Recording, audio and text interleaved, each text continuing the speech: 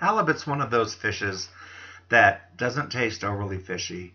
It's very mild, it's very forgiving, and also it likes to absorb all the flavors that you put on it. Like right now, I'm just doing a little salt and pepper, very lightly.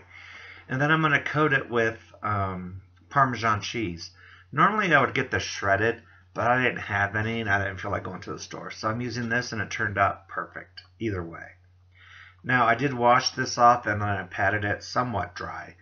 It needs to have a little bit of moisture on it to make sure that the Parmesan adheres to it. So there's one side down. And I'm going to do the same thing to the other. Except this time, I'm going to do the Parmesan first and the salt and pepper last.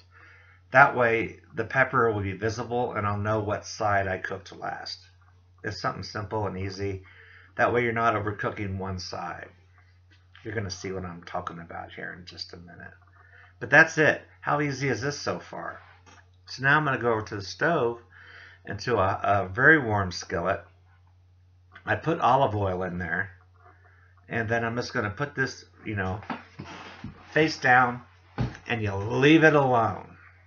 Because what you want is you want that to build up a crust.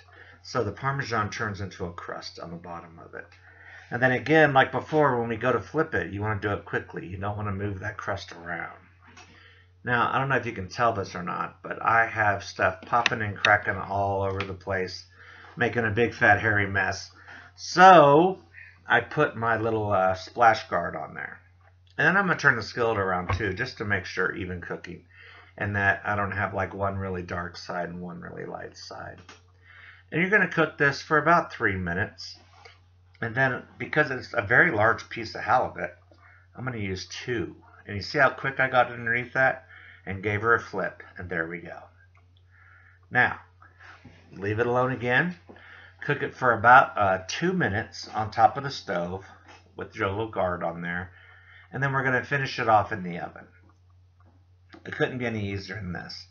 So I have my oven set at 350. And we're going to put it in for about 5 minutes.